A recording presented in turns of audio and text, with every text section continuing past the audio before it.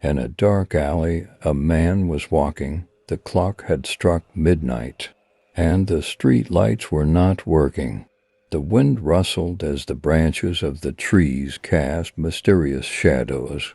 The man's heart began to race as the street ahead grew darker with each step. Suddenly, in the distance, he heard the wail. Suddenly, in the distance, he heard the wailing of an ambulance siren. It sounded like a ray of hope to him.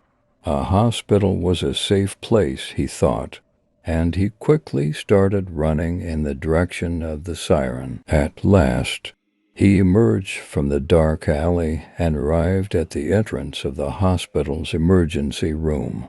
The door creaked open, and as he stepped inside, he was greeted by an eerie silence.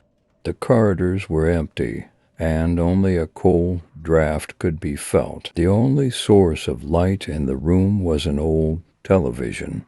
The television screen displayed black and white images, depicting sickly patients and horrifying experiments. The man felt his stomach churn. Suddenly, a shadow from the other end of the room began to whisper, "Welcome," it said.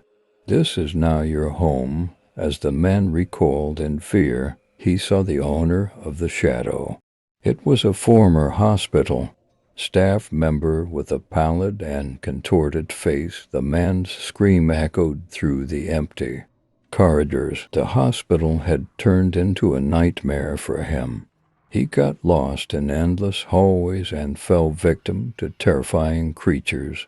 Eventually, he disappeared into the depths of the dark hospital and was never seen again. The dark streets and the horrifying hospital became a legendary tale that people avoid visiting at night.